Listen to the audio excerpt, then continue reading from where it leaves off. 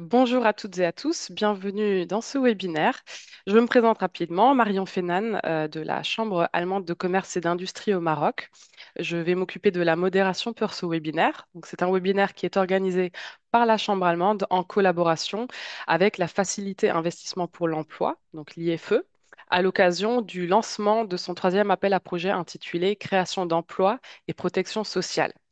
Donc, nous avons aujourd'hui le plaisir d'accueillir Monsieur Ahmed Damri de la KfW et Monsieur Hicham Shahir de l'IFE qui vont nous présenter les objectifs, les conditions et les modalités de participation à cet appel à projet, ainsi que les mécanismes de cofinancement proposés par l'IFE.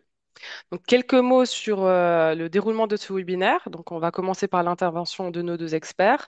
Ensuite, on passera à une session de questions-réponses. Et donc, dans ce sens, vous avez la possibilité de poser vos questions dans le chat à tout moment et on va y répondre en fin de session. Le webinaire est enregistré et le replay sera publié sur notre chaîne YouTube et diffusé sur nos réseaux sociaux. Donc, vous pourrez à tout moment revisionner si vous le souhaitez le webinaire. Voilà, donc sans plus attendre, je commence par donner la parole à Monsieur Ahmed Damri de la KfW. Merci, cher Marion. Bonjour, bienvenue à tout le monde. Merci à toutes et à tous de votre participation. Je remercie également la Chambre de commerce et d'industrie de l'organisation de cet événement. Et je remercie également mes collègues de l'IFE, donc Hicham Chahir et bien sûr Madame Katir Wafa, de tout le travail de préparation qu'ils ont fait. Pour me présenter, Ahmed Moui, je suis ici pour représenter la KfW, qui, pour le compte du BMZ, donc du ministère de la Coopération et Développement, ministère fédéral de la Coopération et Développement, travaille aujourd'hui pour mettre en place un programme de financement des acteurs publics et privés qui créent de l'emploi. Le programme est mis en place par l'IFE, qui est donc un organisme créé par la KfW spécialement pour cet objet, qui est représenté donc aujourd'hui par Seyid Chahir, Madame Wafa, et qui vous parleront du plus en détail du programme. Voilà. Moi, je souhaite juste vous dire qu'aujourd'hui, on est en train de vivre la troisième édition de l'appel à projet.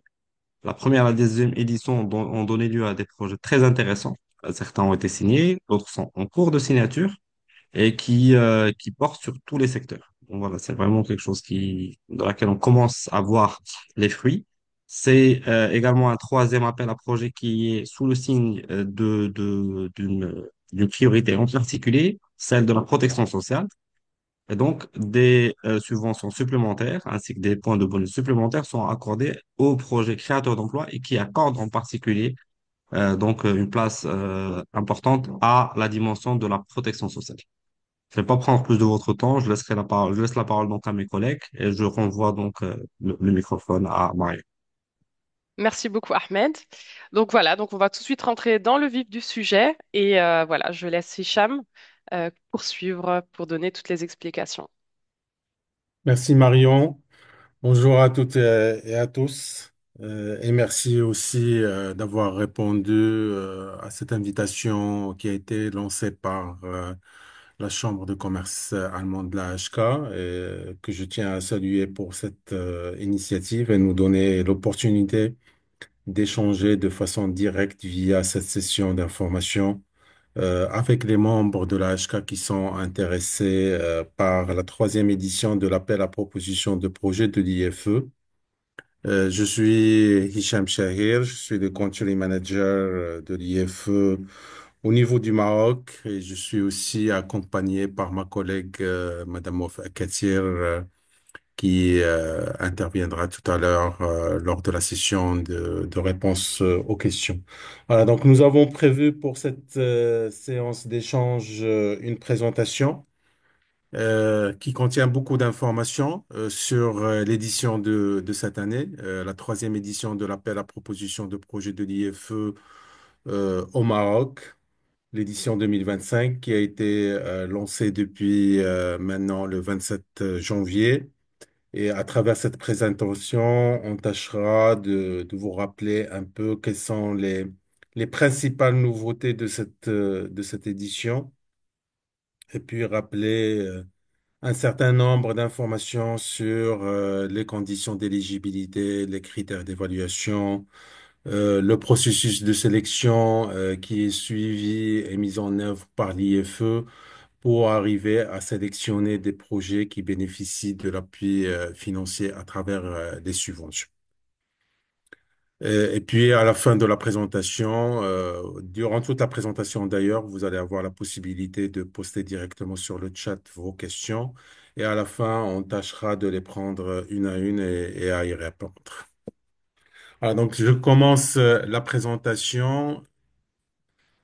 Pour rappeler rapidement l'IFE, donc l'IFE, comme ça a été dit par mon collègue Ahmed Demri, c'est la filiale de la KfW, donc de la Banque allemande de développement, qui a été créée depuis 2019 et qui a été créée dans le cadre d'un programme bien spécifique qui a été lancé par le ministère de la Coopération allemande, qui s'appelle l'Initiative spéciale Emploi décent pour une transition juste et qui porte le nom de marque Invest for Jobs. Donc, dans le cadre de Invest for Jobs, il y a plusieurs opérateurs qui interviennent à travers différents programmes, dont celui de l'IFE, sachant que la spécificité de l'IFE, c'est qu'elle a pour principal mandat l'appui financier à des projets d'investissement qui seraient créateurs d'emplois. Donc, l'objectif principal et central de ce mécanisme de financement, c'est l'appui à la création d'emplois à travers des projets d'investissement. L'IFE opère au niveau de 8 pays dans le Maroc. Outre le Maroc, on est présent en Tunisie, Côte d'Ivoire, Sénégal, l'Égypte, l'Éthiopie, le Ghana et le Rwanda. Et pour l'édition de cette année, donc à travers le système de sélection qui est mis en place, on accorde des subventions qui peuvent aller de 650 000 euros jusqu'à 10 millions d'euros par projet, sachant que la finalité, c'est d'aider les acteurs du secteur privé et du secteur public à lever des obstacles spécifiques à l'investissement dans l'accès au financement lorsqu'il s'agit du secteur privé. Si vous voyez au niveau du diagramme que vous voyez ici, bon, on intervient dans le cadre, comme je disais tout à l'heure, du BMZ, le programme qui est mis en place par le ministère de la Coopération allemande sous la coupole de la KfW. Nous avons l'IFE à la spécificité de n'agir dans les pays partenaires qu'à travers des appels à propositions de projets, qui restent des appels à projets compétitifs et avec la finalité principale d'arriver à la création de nouveaux emplois, de bons emplois, des emplois de qualité qui répondent à une définition bien spécifique. Je vais y retourner tout à l'heure. Mais en plus de la création d'emplois, ce que nous cherchons à travers ce mécanisme de financement, c'est aussi le renforcement de l'accès au système de la protection sociale, l'appui à l'emploi des jeunes et des femmes aussi, tout ce qui concerne la transition juste et tout ce qui est d'ordre écologique, le développement du capital humain à travers la formation professionnelle, ainsi que l'amélioration des conditions de travail et l'amélioration des revenus. Donc voilà, ça, ce sont des aspects qui sont pris en considération en plus de l'objectif principal qui est celui de la création d'emplois de qualité. Et donc, en termes de critères de sélection, en fin de compte, une fois que les propositions de projet sont reçues par l'IFE, les éléments qui sont pris en compte pour la sélection finale, en plus du nombre de nouveaux emplois qui sont créés et le coût de création d'emplois, nous avons entre autres le nombre d'employés existants, donc le personnel existant qui, grâce à la mise en œuvre du projet qui est proposé, arrive à bénéficier d'une meilleure condition de travail, d'une meilleure protection sociale ou d'un meilleur revenu.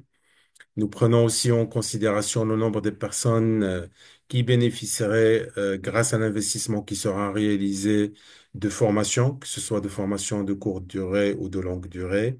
Et puis, il y a toute une série de points de bonus qui sont accordés quand les emplois qui seront créés sont focalisés d'abord sur les femmes et les jeunes, quand le projet en question permet aussi le développement de la politique de féministe et à la transition juste. Je vais y revenir avec quelques exemples.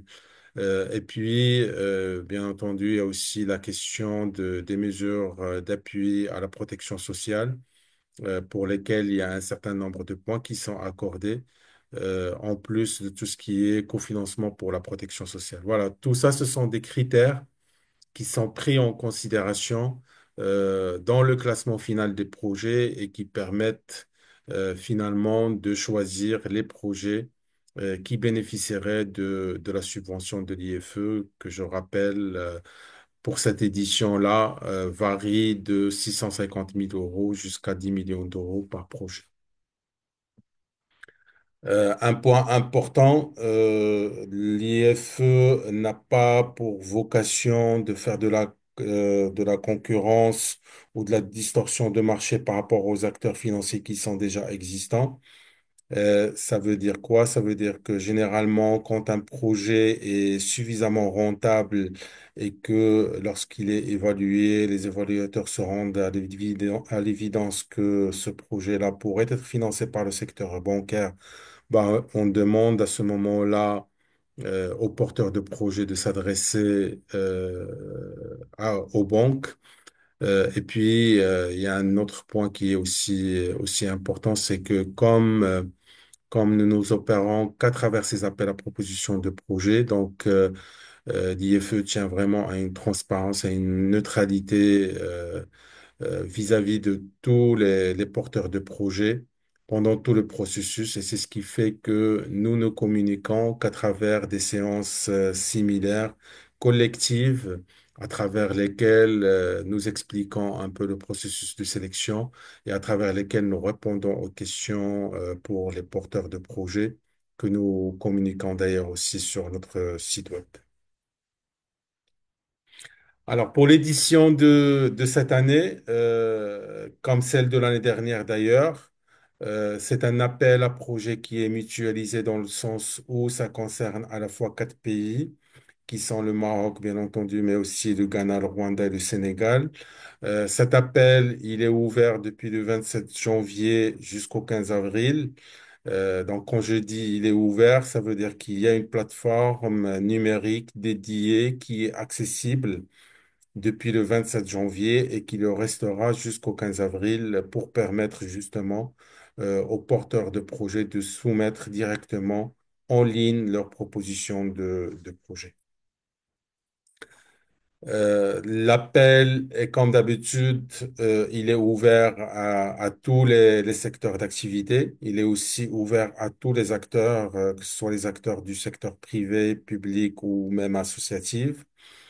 La particularité de cette année, c'est que bien qu'on a une date limite de soumission qui est fixée au 15 avril 2025, il y a déjà la possibilité de soumettre la proposition de projet le 28 février déjà et même avant pour tout candidat qui estime avoir toutes les informations nécessaires et qui estime avoir rempli toutes les rubriques au niveau de la plateforme en ligne qui s'appelle SmartMe.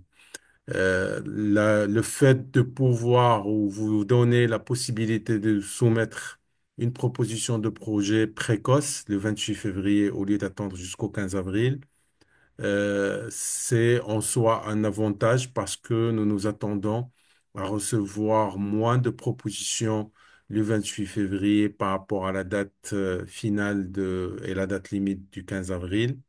Et donc, comme la première série de propositions que nous recevrons dès le 28 février seront évaluées à part dans un premier round, ça va être certainement une shortlist qui est moins compétitive que celle du 15 avril. Et donc, du coup, pour les candidats marocains, pour les opérateurs du secteur privé qui estiment être prêts à soumettre déjà le 28 février, ben, nous vous recommandons de le faire et de ne pas hésiter à soumettre si toutefois vous avez rempli tous les formulaires sur la plateforme SmartMe et si vous avez bien entendu téléchargé sur la plateforme tous les documents nécessaires pour cela.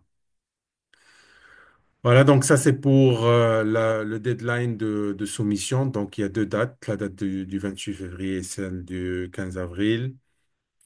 Pour la subvention, j'en ai déjà parlé, donc le 650 000 euros, ça c'est le seuil minimal. Ça veut dire que si un projet donné nécessite une subvention moins de 650 000 euros, il va être considéré inéligible. Donc faites attention à cet aspect-là.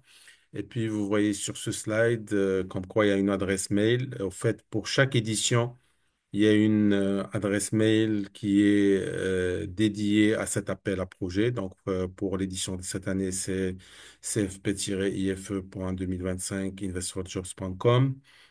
Cette adresse mail peut être sollicitée à tout moment pour poser vos questions, vos demandes de clarification. Généralement, l'IFE mais moins de 24 heures pour répondre.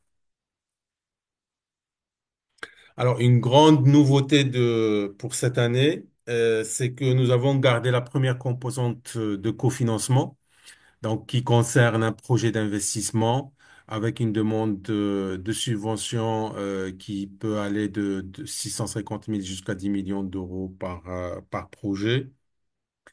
Ça, c'est la première composante de cofinancement. Et donc, la nouveauté cette année, c'est que en plus de ça, vous avez la possibilité de solliciter un cofinancement additionnel pour mettre en place des mesures temporaires de protection sociale. Je vais y revenir en détail. Mais ça, c'est la première fois qu'on donne cette possibilité.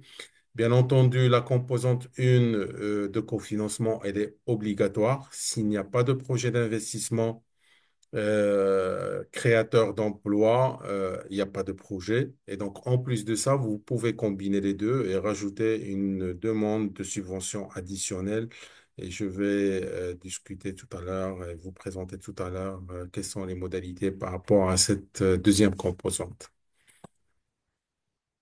Pour la première composante, pour ceux qui se sont déjà familiarisés lors de la première édition et la deuxième édition, on reste toujours sur la même typologie de projets qui sont financés et qui permettent de déterminer quel est le cofinancement auquel on peut s'attendre de la part de l'IFE. Donc, nous avons deux grands groupes de catégories de projets.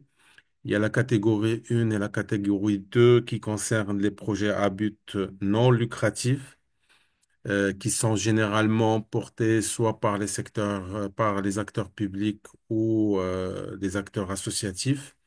Même le secteur privé, il peut soumettre des projets à but non lucratif, mais avec des conditions.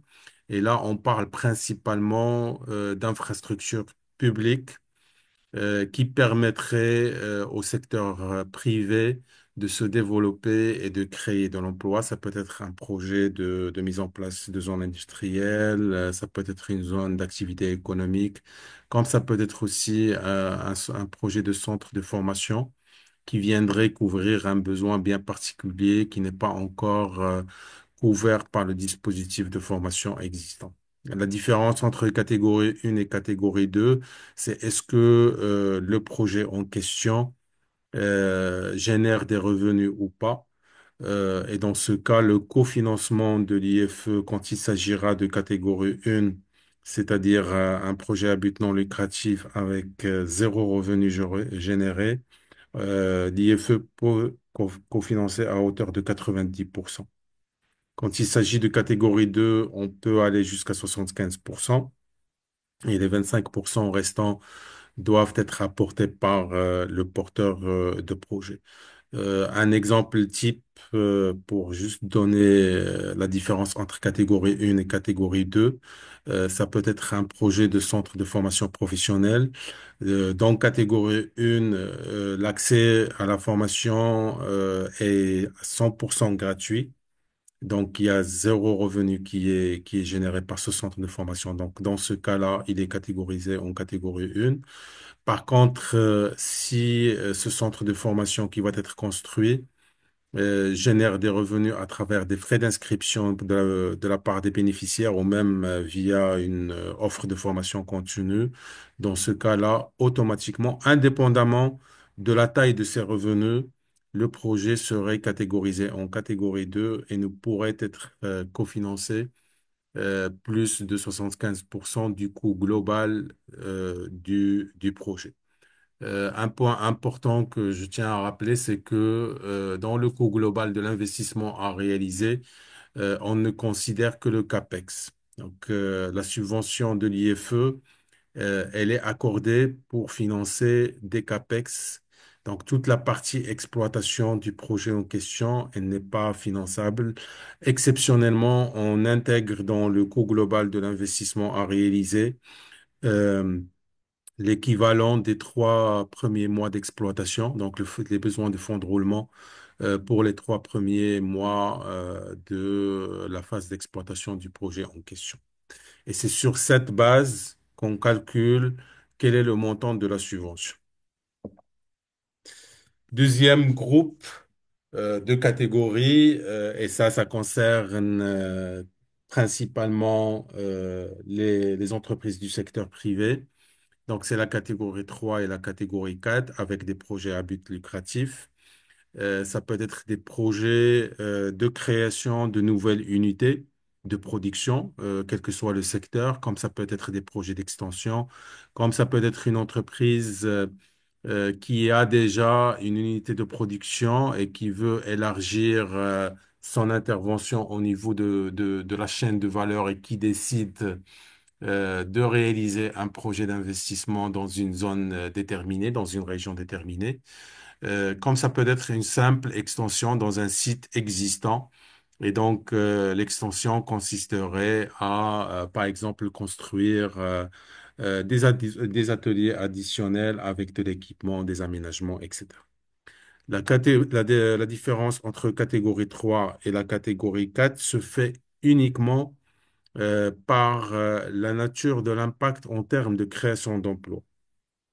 Quand il s'agit de projets créateurs d'emplois au sein du porteur de projet, et donc la majorité des nouveaux emplois seront créés chez lui, dans ce cas-là, c'est catégorisé en catégorie 4.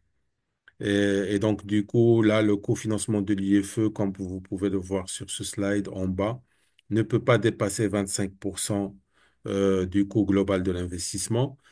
Parfois, on a des projets d'investissement qui sont réalisés et qui sont de nature à générer de l'emploi autant chez le porteur du projet que chez des tierces parties. Les tierces parties, ça peut être des clients, ça peut être des fournisseurs. Et donc, la nature de l'investissement fait que une bonne partie, ou bien la majorité de ces nouveaux emplois qui seraient créés, le seront chez des tierces parties. Et donc, pour ça, le projet, il est catégorisé en catégorie 3 et dans ce cas, 35% de cofinancement peut être accordé par l'IFE. Si vous voyez au niveau de ces 4 catégories, à chaque fois, il y a un cofinancement qui est attendu, c'est-à-dire que l'IFE ne finance jamais à 100%. Si je prends la catégorie 4, qui est le type de projet commun et le plus répandu pour le secteur privé, comme on est sur un cofinancement maximal de 25%, ça veut dire que le coût global du projet doit être multiplié par 4 par rapport au montant de la subvention minimale qui est de 650 000 euros. Ça veut dire quoi? Ça veut dire que pour la catégorie 4, il faut absolument que le coût global de l'investissement qui est prévu soit d'au moins 2,6 millions d'euros. Comme ça, si vous prenez ce coût global de l'investissement qui est de 2,6 millions d'euros, vous y appliquerez le taux de cofinancement maximal de l'IFE qui est de 25% et ça va vous donner une subvention de 650 000 euros. Comme ça, vous allez respecter le seuil minimal de la subvention qui est une condition d'éligibilité. Donc ça, c'est important. Retenez cette information, s'il vous plaît. un projet d'investissement dont le coût global est inférieur à 2,6 millions d'euros ne pourrait pas être considéré comme éligible par l'IFE dans le cadre de la catégorie 4. Pour la catégorie 3, il faut que au moins 35% soit l'équivalent du ticket minimal de la subvention qui est de 650 000 euros, etc. pour les autres. Alors, je reviens aux indicateurs. Donc, le cofinancement, tout ça, on le fait encore une fois, c'est pour mettre en place des projets qui sont créateurs de nouveaux emplois. Qu'est-ce qu'on considère comme nouveaux emplois et emplois de qualité? Et d'ailleurs, c'est un critère qui est évalué par les évaluateurs de l'IFE pour estimer le nombre d'emplois plausibles et acceptables pour l'IFE. Donc, il faut absolument que ce soit des emplois formalisés, des emplois qui sont déclarés à la CNSS, des emplois qui sont formalisés par des contrats de travail de droit commun, soit des CDD, soit des CDI. Quand il s'agit de CDD, il faut que la durée soit d'au moins de 6 mois. Quand le volume de travail n'est pas permanent, on tolère à ce que au moins le volume de l'emploi qui est offert à travers ces nouveaux emplois qui seront créés soit d'au moins 26 semaines de travail sur l'année ou bien un cumul de 520 heures par an. Euh, voilà, et 20 heures par semaine sur 26 semaines l'année. En plus de ça, bien entendu, il faut respecter le SMIC en vigueur au Maroc et puis le respect de toutes les normes fondamentales de base de l'Organisation internationale du travail, notamment le respect des exigences liées à la protection sociale, que ce soit pour les employés ou pour les auto-entrepreneurs quand il s'agit d'un emploi qui crée de l'emploi indépendant. Donc ça, c'est le critère de création d'emploi. À noter que vu qu'on a aussi un critère d'éligibilité pour le coût de création d'emploi, qui ne doit pas dépasser 10 000 emplois par emploi créé. Ce taux, il est calculé sur la base du montant de la subvention qui est sollicitée. Ça veut dire si vous prenez, vous demandez, euh, prenons par exemple une demande de subvention de 1 million d'euros et que avec ce 1 million d'euros de subvention, votre projet va créer 100 emplois. Vous allez prendre 1 million d'euros divisé par 100 emplois. Ça va vous donner 10 000 euros par emploi créé. Donc là, vous allez respecter ce critère-là. Si le coût de création d'emploi est supérieur à 10 000 euros par nouveau emploi créé, dans ce cas-là, le projet serait considéré inéligible. Et donc, ça veut dire aussi que pour le montant minimal de la subvention qui doit absolument être de 650 000 euros, il faut qu'on fasse votre projet puisse créer au moins 65 emplois. Au moins 65 emplois pour respecter ce critère d'éligibilité de 10 000 euros par emploi créé. Si, comme je disais tout à l'heure, vous sollicitez une subvention de 1 million d'euros, donc il faut 100 emplois. Si c'est 2 millions d'euros, il faut 200 emplois, etc. Et encore, ça, ce n'est qu'un critère d'éligibilité. Ça veut dire que plus votre projet créera plus d'emplois, mieux il sera positionné dans le classement final parce que je rappelle encore une fois, on est dans le cadre d'un appel à projets compétitifs et donc les projets sont certes évalués chacun de façon distincte, mais en fin de compte, ils sont aussi comparés entre eux. Donc ça, c'est pour le premier indicateur clé de performance, le KPI 1, ce qui concerne la création de nouveaux emplois. Après, nous avons le critère d'amélioration du critère d'amélioration des conditions de travail ou des revenus. Ça concerne le personnel existant parce que des fois, la nature de l'investissement qui est prévu dans le cadre du projet proposé fait que ça va aussi améliorer soit les revenus, soit les conditions de travail, soit ça va améliorer aussi le système de protection sociale. Et donc ça, c'est un KPI qui est pris en considération. Et puis le troisième KPI de l'IFE, c'est celui de la formation. c'est le nombre de personnes soit nouvellement recrutées ou celles existantes qui bénéficieraient d'une formation, soit de courte durée ou de longue durée. Tous les détails sur ces trois KPI sont bien précisés, explicités au niveau d'un document qui s'appelle le guide d'instruction pour les candidats, que je vous recommande vivement tous. En tout cas, tout porteur de projet qui souhaite soumettre une proposition de projet devrait prendre le temps de télécharger ce guide et prendre le temps de le lire attentivement parce que c'est là où vous allez vraiment prendre connaissance de tous les critères qui sont appliqués par l'IFE. Donc pour les KPI, KPI 1, il est obligatoire. KPI 2 et KPI 3, ils ne sont pas obligatoires, mais bien entendu, si votre projet combine les trois, il aura la possibilité d'avoir plus de notes dans le classement final et être mieux positionné. À côté de ces trois KPI, il y a les points bonus qui sont aussi attribués pendant l'évaluation. Ces points bonus, ils peuvent être attribués quand votre projet cible la création d'emplois pour les jeunes ou bien pour les femmes aussi. Donc, la promotion de l'emploi des femmes, l'entrepreneuriat féminin, ou bien quand il s'agit d'amélioration spécifique de conditions de travail pour les femmes. Donc, ça aussi, c'est un critère qui est évalué et il permet d'avoir ces points bonus. Pareil pour la transition juste, si votre projet comprend par exemple une composante de protection de l'environnement à travers la mise en place, par exemple, de stations solaires ou la mise en place d'une station d'épuration des eaux usées qui est alimentée par une station solaire. Tout ça, ce sont des éléments qui sont pris en compte et ils permettent d'avoir des points additionnels. Dernier élément qui concerne les points bonus, c'est tout ce qui est synergie positive avec d'autres projets qui relèvent de l'initiative spéciale, donc Invest for Jobs.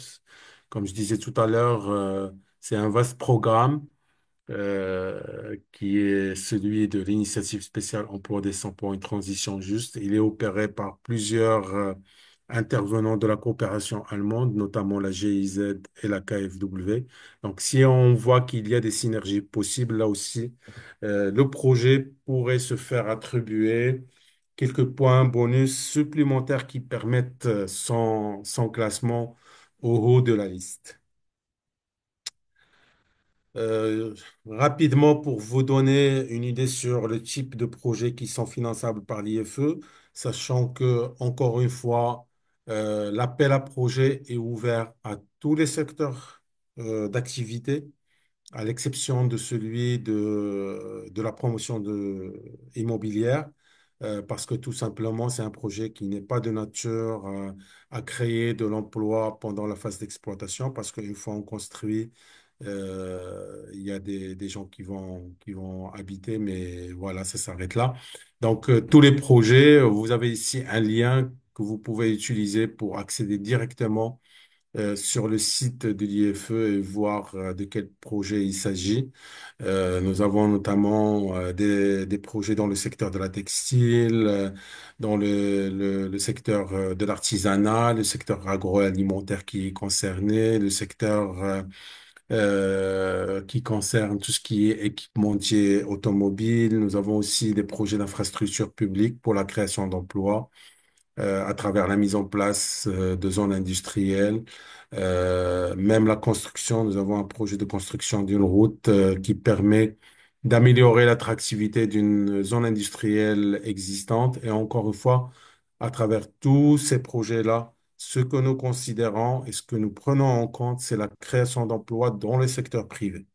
Et quand je dis dans le secteur privé, c'est pendant la phase d'exploitation et le potentiel de création d'emplois, les fameux 65 emplois minimum qu'il faut créer pour une subvention de 650 000 euros de subvention.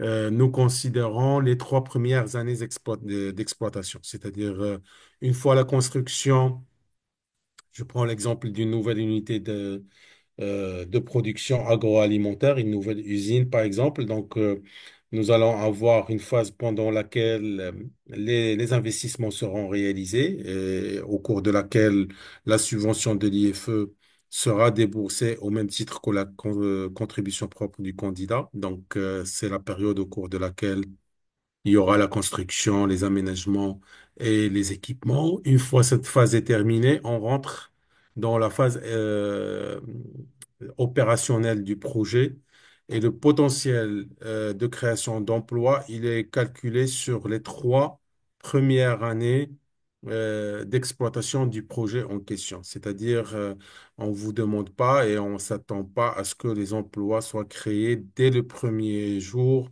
de la mise en exploitation de la nouvelle usine ou de votre projet de façon générale. Voilà, donc je vous laisse le soin de consulter le site web de l'IFE pour voir quels sont les projets qui ont bénéficié de la subvention IFE jusqu'à présent, sachant que qu'au Maroc, comme ça a été dit au début, nous avons déjà deux qui ont bénéficié de la subvention, qui sont principalement des acteurs publics à travers des projets d'infrastructure publique de création d'emplois.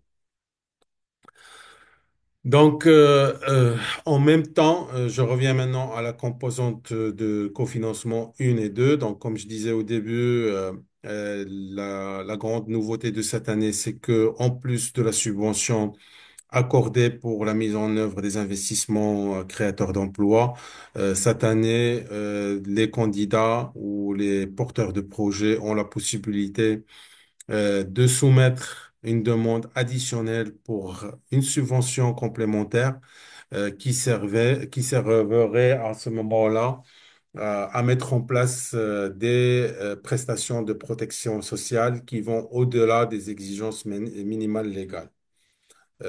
Sachant que dans ce cadre-là, nous prenons aussi en considération les projets qui formalisent le statut des travailleurs en situation d'emploi informel, ainsi que les projets qui contribuent à la promotion de l'emploi des femmes ou à la transition équitable vers une économie qui serait respectueuse du climat. Alors, pour la composante additionnelle 2, elle est disponible, mais elle est optionnelle, mais il faut absolument qu'elle soit accompagnée de la composante 1, c'est-à-dire, encore une fois, s'il n'y a pas de projet créateur d'emploi avec des investissements concrets à faire, la deuxième composante de cofinancement ne peut pas être déclenchée. Voilà.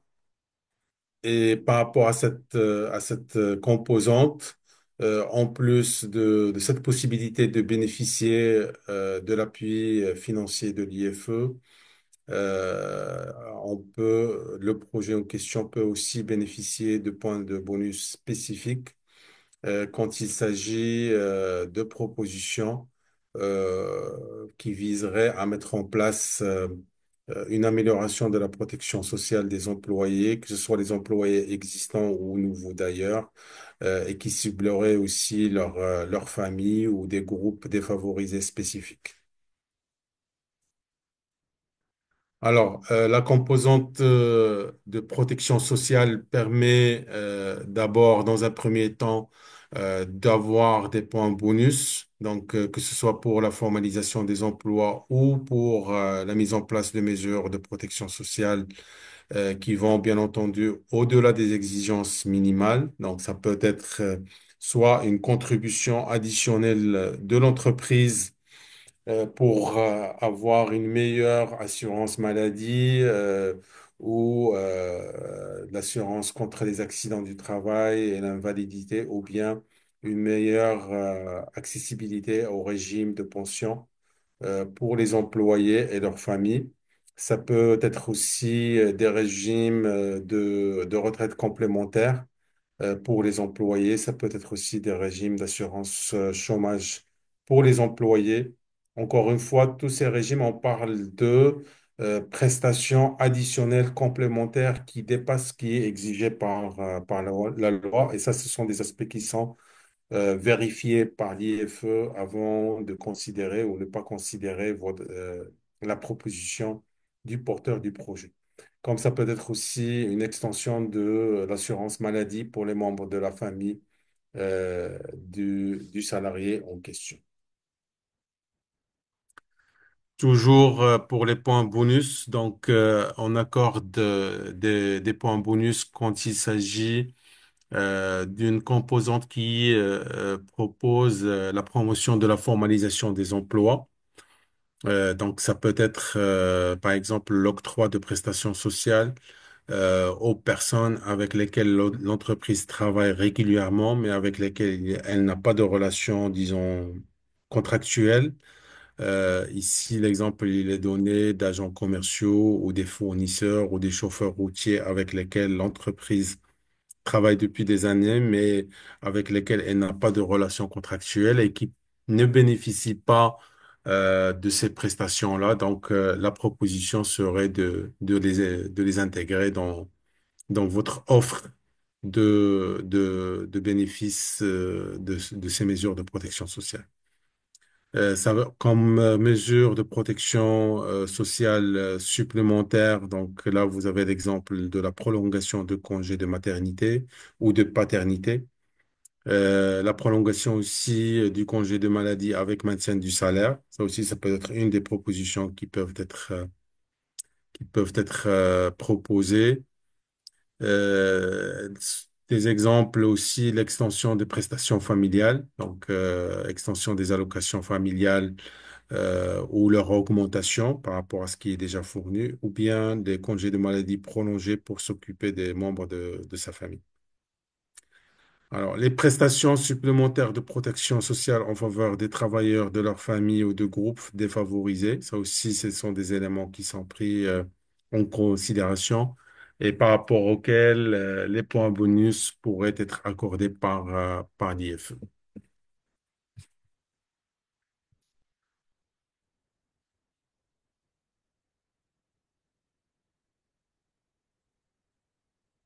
Alors maintenant, pour la subvention additionnelle, donc la composante de cofinancement cette fois-ci, là aussi, vous pouvez, par rapport à toute une série de propositions, demander un montant bien spécifique de subvention additionnelle, soit pour contribuer à la protection sociale des employés existants et nouveaux, soit pour la contribution à l'amélioration de la protection sociale des personnes avec lesquelles l'entreprise ne travaille pas de façon formelle, soit pour la transformation de dispositifs informels déjà existants. Parfois, il s'avère que dans l'entreprise, il y a déjà un fonds social qui est mis en place, mais qui n'est pas formalisé.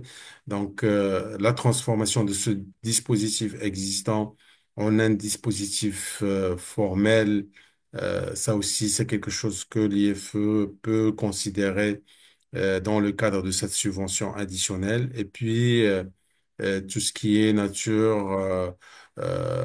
nature ou bien lié à des investissements physiques pour l'installation de dispositifs concrets de mesures liées à la protection sociale, tels que, par exemple, la construction d'un jardin d'enfants, la mise en place d'une plateforme informatique pour l'appui à l'insertion des travailleurs informels. Ça peut être un soin de santé. Ça peut être aussi des travaux d'aménagement qui seraient concentrés sur les lieux de travail pour les rendre plus accessibles aux personnes à mobilité à mobilité réduite. Donc voilà, jusqu'à présent, c'était des contributions par rapport à des produits souvent d'assurance, pour offrir une offre de protection renforcée. Et à cela s'ajoute maintenant une composante d'investissement, un investissement matériel pour la mise en place de dispositifs concrets avec des travaux de construction, d'aménagement et d'équipement. Et donc ça peut rentrer dans le cadre de votre demande de subvention additionnelle qui viendrait s'ajouter à la subvention de la composante 1. Alors, dans le cadre de la composante 2, ne sont pas éligibles, ça j'en ai parlé, mais je le rappelle, donc ne sont pas éligibles toutes les mesures de mise en conformité avec les réglementations nationales. Ça veut dire que si une entreprise donnée n'avait pas ou ne garantissait pas jusqu'à présent les conditions minimales qui sont exigées par la réglementation en vigueur, ben, vous ne pouvez pas aujourd'hui venir dans le cadre de cet appel à projet et proposer ça comme une proposition de protection sociale. En tout cas, ça ne peut pas être pris en considération par l'IFE ou bien des mesures qui sont récemment devenues obligatoires. Ça aussi, ça ne peut pas être pris en considération ou bien des mesures qui cibleraient un groupe ou un sous-groupe d'employés particuliers, par exemple une extension de l'assurance maladie, mais spécifique à une catégorie de cadres supérieurs. Donc, si vous proposez une mesure, il faut qu'elle soit généralisée à l'ensemble des employés existants ou nouveaux. Pareil, ne sont pas éligibles les coûts de formation externe, ne sont pas considérés, d'ailleurs, même dans le cadre de la composante 1. Et là, je rappelle qu'il y a qu'il y a une rubrique dans le guide d'instruction pour les candidats que je vous invite à consulter qui s'appelle les coûts, l'éligibilité des coûts. Et c'est là où vous allez voir quels sont les coûts qui sont éligibles et quels sont les coûts qui ne sont pas éligibles. Maintenant, par rapport au volume de la subvention dédiée aux mesures de la protection sociale, ce qu'il faut savoir, c'est que cette subvention additionnelle ne peut excéder 70% de la subvention accordée dans le cadre de la composante 1 de création d'emplois. C'est-à-dire que si, par exemple, vous sollicitez la subvention minimale qui est de 650 000 euros, dans ce cas-là, pour la deuxième composante, vous ne pouvez pas demander plus que 70% des 650 000 euros. Si vous sollicitez 1 million d'euros, par exemple, de subvention, vous ne pouvez pas solliciter une subvention additionnelle de plus de 700 000 euros. Le montant qui est accordé est bien entendu indépendant de la catégorie de projet création d'emploi, c'est-à-dire on n'applique pas les taux de catégorie, de catégorisation. Et puis les coûts des mesures de protection peuvent être cofinancés par l'IFE à hauteur de 30% pour tous les produits d'assurance et régimes retraite, etc., qui sont financés par le candidat et le bénéficiaire. Quand il s'agit de produits qui sont financés uniquement par l'employeur ou par l'entreprise, dans ce cas, l'IFE peut cofinancer à hauteur de 50%. Et puis, l'IFE peut cofinancer à hauteur de 75% des coûts d'investissement pour la mise en place de dispositifs matériels, que ce soit des exemples que je donnais tout à l'heure, la construction d'un jardin d'enfants, la construction, par exemple, ou l'aménagement des lieux de travail. Sachant que pour cette composante d'investissement matériel liée à la protection sociale, il faut absolument que le montant minimum de cofinancement soit d'au moins de 50 000 euros. Alors, pour la considération des mesures de protection sociale, il y a un certain nombre de conditions à respecter. Bon, le premier, c'est que, bien entendu, le candidat porteur du projet doit remplir toutes les conditions générales d'éligibilité. Et là, je vous réfère encore une fois au guide d'instruction.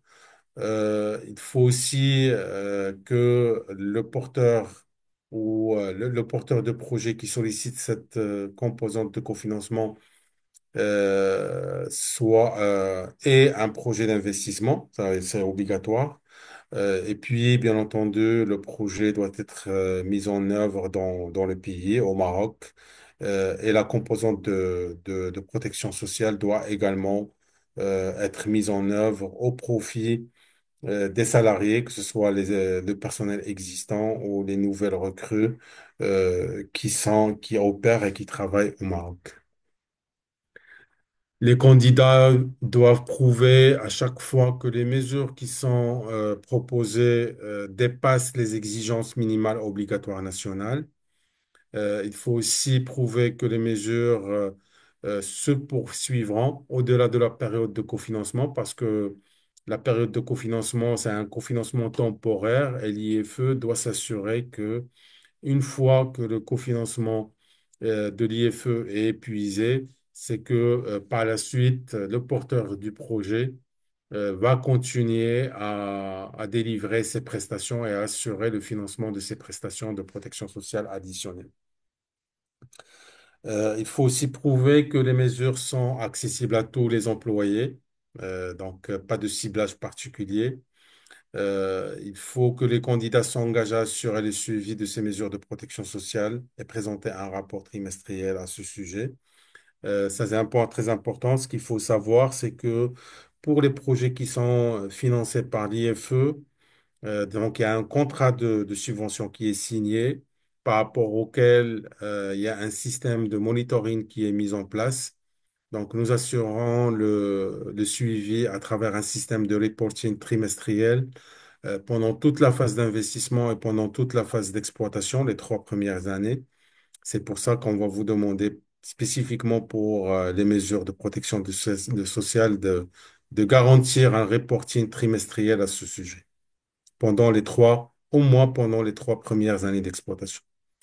Et puis, dernier point, il faut que chaque porteur de projet et qui combine la composante création d'emplois et la deuxième qui est additionnelle, celle de la protection sociale, il faut que le cofinancement des produits d'assurance et de régime de retraite ou similaires, il faut savoir que ce cofinancement sera accordé a posteriori, c'est-à-dire que vous allez devoir d'abord payer, assurer le paiement de ces prestations et ce n'est que sur présentation de pièces justificatives de paiement réalisées que l'IFE va vous rembourser les montants en question, ce qui est différent pour la composante 1 qui concerne l'investissement pour la création d'emplois. Là, les déboursements de l'IFE se font pendant la phase d'investissement. C'est au moment des exécutions des travaux en question que le déboursement est réalisé.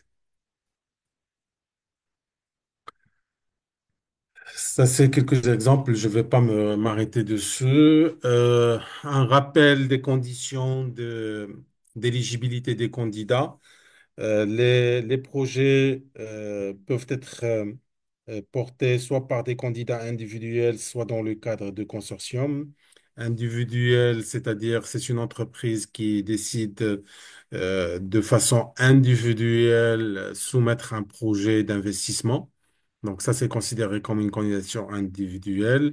Et parfois, la nature du projet fait que ce sont deux partenaires, deux entreprises ou une entreprise avec un acteur public ou une entreprise avec un acteur public et un acteur associatif, en tout cas un groupement, un consortium de candidats qui décident de se mettre ensemble pour créer et mettre en place un nouveau projet. Quand il s'agit d'une candidature individuelle, il faut que le candidat, bien sûr, soit enregistré au Maroc.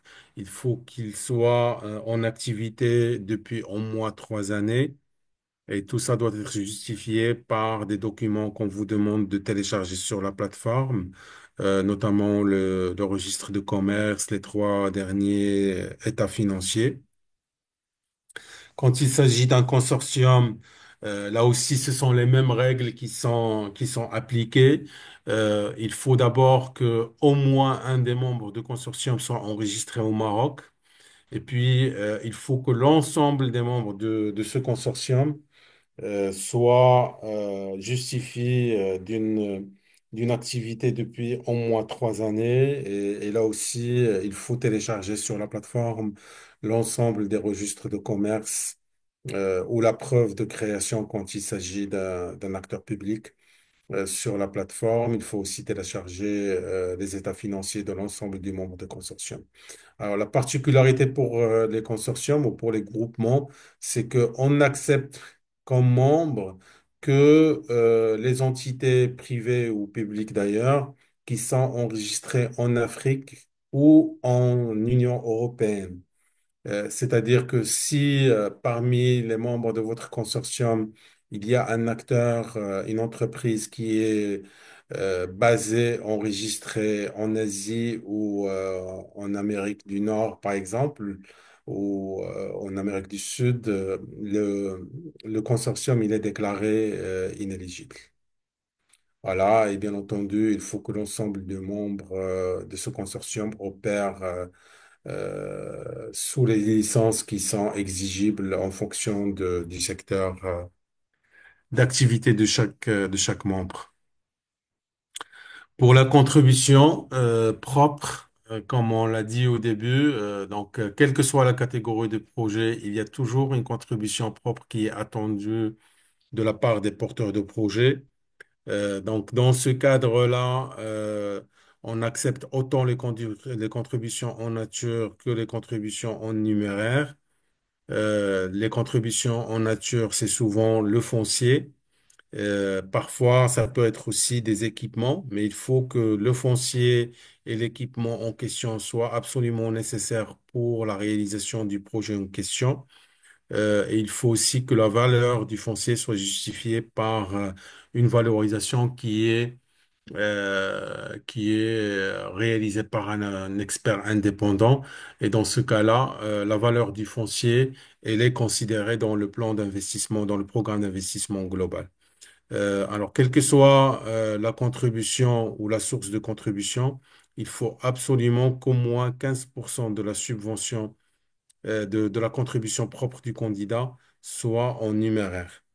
C'est-à-dire, si on est dans le cadre de catégorie 4, par exemple, là, il faut que 75% du coût global du projet soit assuré par le porteur du projet. Donc, dans ce cas-là, 15% de ces 75% doivent être en cash. Et le cash peut être de différentes sources.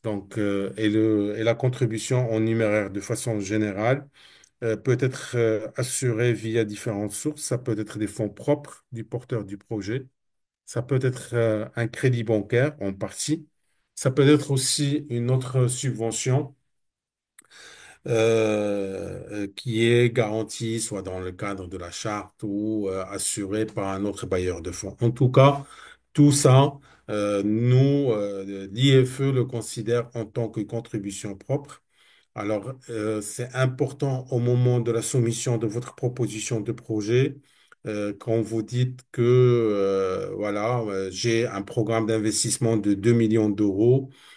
Par rapport à ces 2 millions d'euros, moi, je sollicite, par exemple, 650 000 euros, qui est la subvention minimale.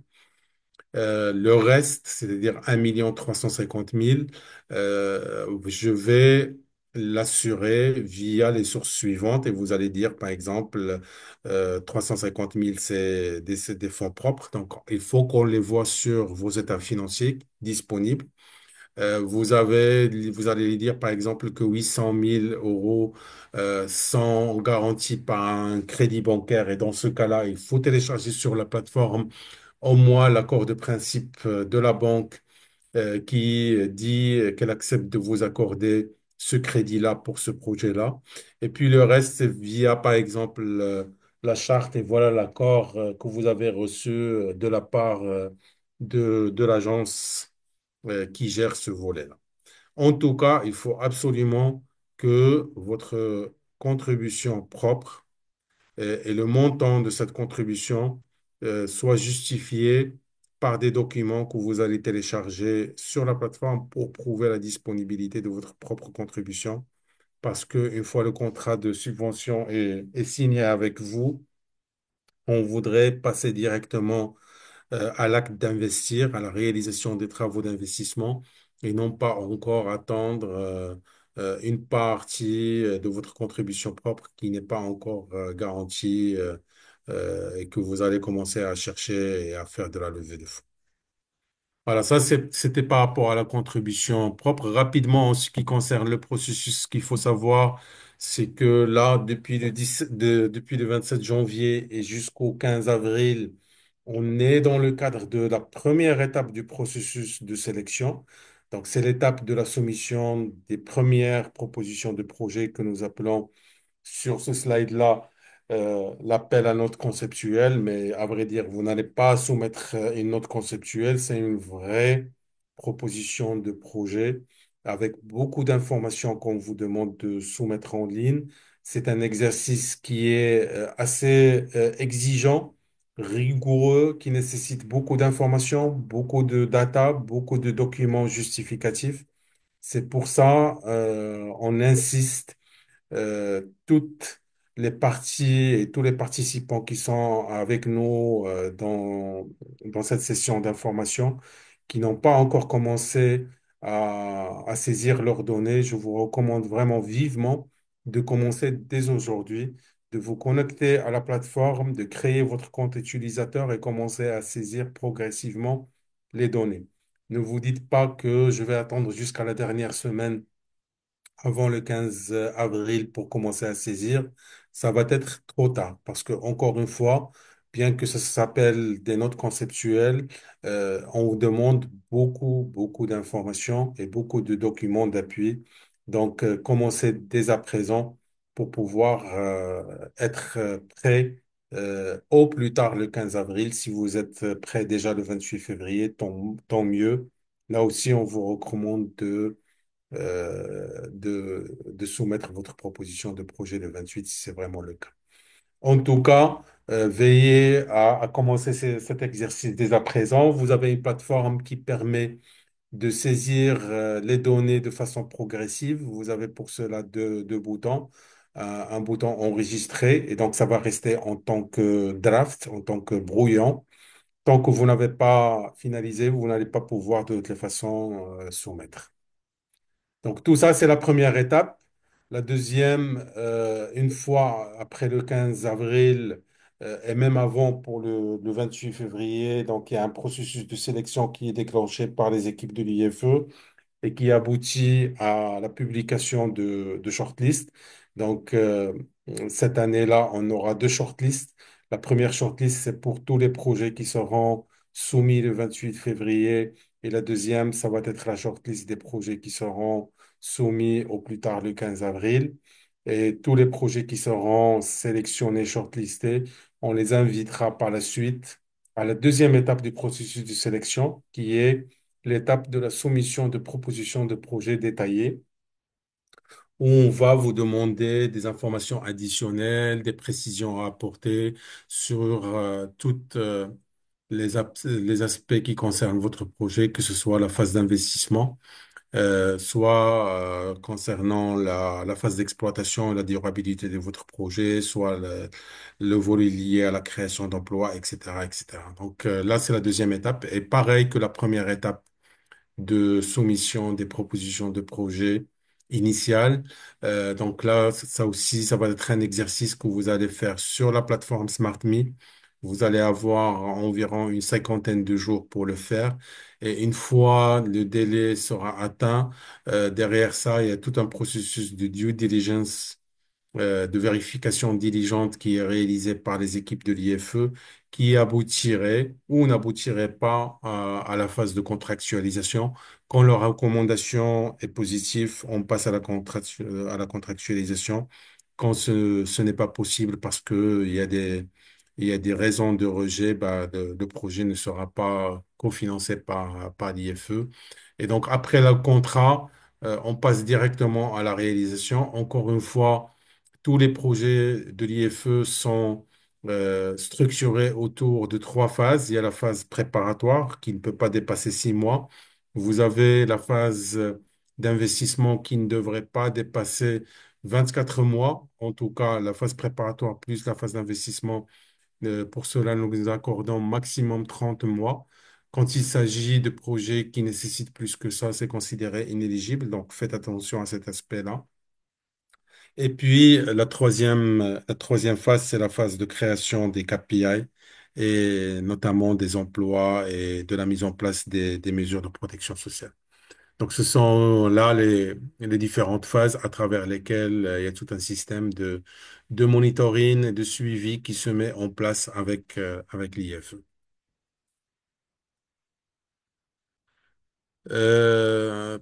Bon, ça j'en ai déjà parlé. Tout le processus, bien sûr, se fait sur la plateforme SmartMe. Si vous n'avez pas le lien SmartMe, vous allez devoir pouvoir le retrouver sur le guide d'instruction pour les candidats.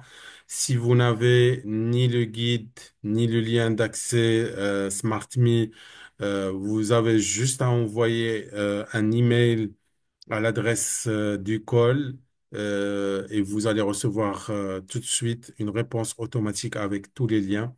Le lien d'accès pour télécharger le guide d'instruction pour les candidats, le lien d'accès pour avoir le lien des webinaires, toute une série d'informations, je vais y revenir. Un point très important, toutes les informations financières que vous allez saisir sur la plateforme SmartMe doivent être saisies en euros. Les documents doivent être tous en langue française, c'est-à-dire si vous avez certains documents, notamment les RC ou bien un titre foncier qui sont en arabe, dans ce cas-là, il faut veiller à avoir la traduction de ces documents-là et les télécharger sur la plateforme. Bien entendu, toute proposition de projet qui arriverait après le 15 avril à 17 heures heure européenne, ils ne pourront pas être considérés par l'IFE. Ça, c'est juste pour vous donner une idée sur le timeline. Comme on est sur un processus qui est de pratiquement 10 mois entre le moment de la soumission de la première proposition de projet jusqu'à la contractualisation. Donc, vous voyez ici pour la première ligne, ça concerne les projets qui seraient déposés le 28 février. Donc, il faudrait s'attendre à une contractualisation à partir du mois de novembre, si ce n'est pas plus, hein. Tout ça, ce sont des dates juste à titre indicatif. Pour les projets qui seront soumis le 15 avril, il faut s'attendre à un démarrage du processus de la phase de contractualisation à partir de janvier 2026. Ça, c'est les différents liens.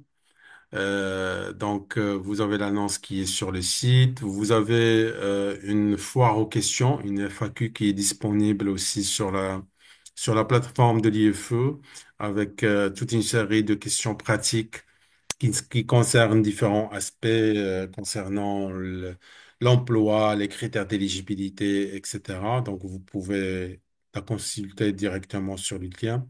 Ça, c'est le lien du guide d'instruction pour les candidats. C'est encore une fois un document très important. L'expérience a montré que on ne peut pas réussir cet exercice de soumission d'une proposition de projet qui répond à toutes les exigences sans lire et sans prendre le temps de lire attentivement ce guide. Donc, je vous recommande vivement que si vous l'avez pas encore fait, de le faire maintenant. Téléchargez le guide, lisez-le pour bien comprendre ce qui est attendu. Sachez que, il y a une fonctionnalité, il y a une fonction de helpdesk qui est à votre disposition qui permet d'avoir un échange direct avec l'un des membres de l'IFE sur Zoom sur une durée d'une quarantaine de minutes. Et ce helpdesk, il peut servir à la fois pour répondre à des questions qui concernent la partie composante 1 pour la création d'emplois ou bien la composante 2 qui concernerait tout ce qui est mise en place de mesures et des dispositifs d'amélioration de protection sociale. En plus de ça, nous avons toute une série de séances publiques qui sont organisées. Donc, si vous avez le temps, si vous estimez que c'est nécessaire d'assister encore une fois. Vous avez les dates qui s'affichent devant vous.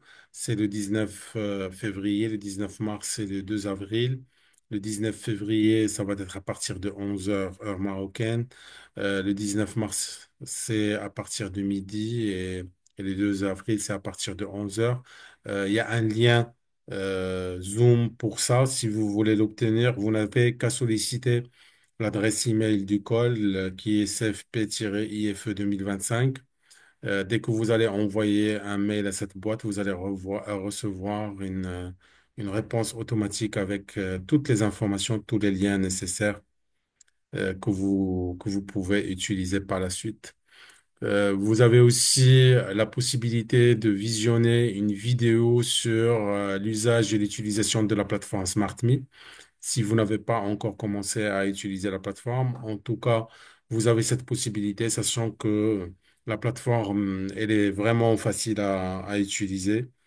Et en plus, sur la plateforme, vous avez aussi une fonction support que vous pouvez solliciter à tout moment si jamais vous avez un souci technique sur la plateforme SmartMe. Donc vous envoyez un message à la fonction support et vous allez avoir très rapidement la réponse par rapport à vos questions. En tout cas, encore une fois, si vous n'avez pas encore accédé à la plateforme, faites-le dès que possible. Dernière recommandation avant de passer à la séance de questions, aux réponses aux questions. C'est par rapport aux deux composantes. Donc, on dit que la composante de cofinancement, une, elle est obligatoire. La deuxième, qui concerne la protection sociale, elle est optionnelle, c'est vrai. Mais en même temps, notez que les projets qui combineraient ces deux composantes de cofinancement, c'est-à-dire qui vont solliciter à la fois la subvention pour la mise en place d'un certain nombre d'investissements qui permettrait la création d'emplois, plus un subvention additionnelle pour la mise en place de mesures spécifiques de protection sociale. Ces projets-là, ces propositions-là qui combineraient les deux seront privilégiées. Et donc, ça veut dire que si vous faites les deux, vous allez avoir plus de chances d'être sélectionné pour la deuxième étape du processus de sélection de l'IFE. Voilà, sur ce, j'arrête la présentation et je passe la parole à Marion Mhm. Merci beaucoup, pour... Hicham. Oui, pour la Ok. partie questions-réponses. Alors, merci déjà pour toutes ces précieuses informations sur l'appel à projet. Et avec tous les liens, tous les guides, etc., je pense que ça va aussi répondre à beaucoup de questions ultérieurement pour tous les intéressés. On va, vu l'heure, on va faire une petite partie de questions-réponses. On va consacrer 10-15 minutes à répondre à certaines questions. Vous avez donc l'onglet Q&R pour poser vos questions. Et donc tout de suite, la première question, est-ce que les projets qui sont en cours de réalisation, est-ce qu'ils sont éligibles en tant que nouveaux projets? Ah, les projets déjà entamés. Alors, tout dépend, hein, tout dépend. Je ne sais pas qu'est-ce que vous voulez dire par qui sont en cours de réalisation. En tout cas, il y a une règle au niveau de l'IFE, c'est que tout projet entamé en termes d'investissement, en termes de travaux, ne sont pas éligibles. Donc, si vous avez déjà commencé les travaux de terrassement, etc., les fondations, etc., là, malheureusement, ça ne peut pas être cofinancé par l'IFE. Si par contre, vous êtes toujours dans la phase préliminaire, c'est-à-dire vous avez un projet pour lequel vous avez réalisé un certain nombre d'études préparatoires, un business plan, une étude de marché, une étude technique, peut-être des plans architecturaux, un permis de construire qui est déjà là, etc. Bien au contraire, ce genre de projet, c'est le type de projet que nous cherchons parce que c'est considéré comme un projet mature qui est prêt à être lancé. Donc voilà, si vous avez déjà commencé les travaux d'investissement, malheureusement, on ne peut pas financer. Mhm. Très bien. Merci beaucoup pour cette réponse. Par rapport aux emplois, est-ce que les recrutements doivent être constatés pour autoriser le déblocage de la subvention ou pas? Non, ça n'a rien à voir. Les déblocages des fonds est réalisé par l'IFE pendant la phase d'investissement. Donc, à ce moment-là, on n'est pas encore arrivé à la création d'emplois parce que les emplois, ils seront créés pendant la phase d'exploitation du projet en question. Mais avant d'arriver à la phase d'exploitation, il faut d'abord investir, construire, équiper. Et les fonds de l'IFE sont déboursés pendant cette étape-là. Mhm. Ok, très bien, merci. Quels sont les critères retenus pour juger qu'un projet n'est pas éligible en financement bancaire? Alors ça, c'est le taux de rentabilité parce que on vous demande un certain nombre d'informations parmi lesquelles vous allez devoir télécharger à partir de la plateforme un fichier Excel qui répond au template de l'IFE où vous allez être invité à saisir un certain nombre de données financières par rapport notamment à la phase d'exploitation. Et c'est sur la base de ces éléments-là qu'il y a une évaluation d'un TRI. Et en fonction du TRI, on va décider sur la question. Ok, merci. Merci, Hicham. Est-ce qu'une association reconnue d'utilité publique peut être éligible?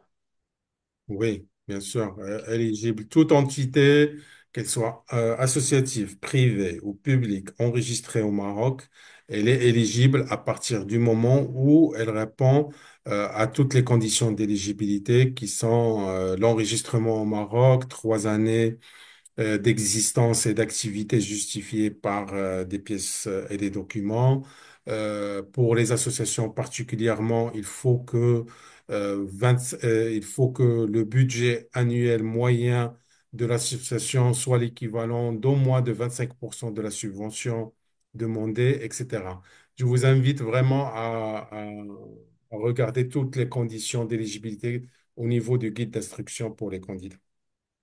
Très bien, merci. Et on a déjà répondu aux questions qui ont à ce jour été posées dans le chat, dans la rubrique Q&R.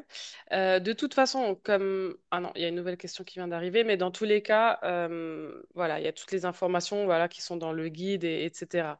Alors, est-ce qu'il y a une préférence par rapport au domaine d'activité de l'entreprise ou du projet? Pas de préférence particulière. Encore une fois, l'appel à proposition de projet de l'IFE est ouvert à tous les secteurs. Il faut pas oublier que ce que nous cherchons à travers ce mécanisme, c'est la création d'emplois durables, et c'est ça ce qui fait la différence. Et non pas vraiment le secteur d'activité. Mhm, merci. Alors, s'il n'y a pas d'autres questions qui est posée dans le chat, je propose qu'on s'arrête là pour aujourd'hui. Ça a été très dense en informations. De toute façon, tous les liens, etc., je ne sais pas si Wafa ou Hicham ou Ahmed, si vous pourriez peut-être partager les liens ou les directement dans le chat, parce que là, c'était via la présentation et peut-être ça pourrait aider. Ou alors, vous me les partagez et je les envoie par mail aux participants. Les deux sont faisables. Mais voilà. Et je partage tout de suite l'adresse email parce que c'est le point de départ.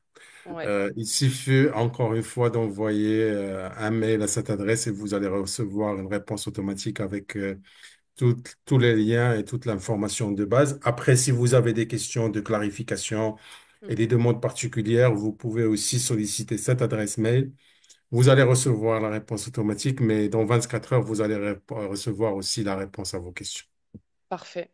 Et pour toutes les questions vraiment spécifiques, vous pouvez contacter les personnes directement, parce que là, je vois par exemple une question d'une personne qui demande pour les projets qui ont déjà été présentés l'année dernière et qui n'ont pas été retenus. J'imagine que c'était pour une raison précise, donc voilà, c'est du cas par cas.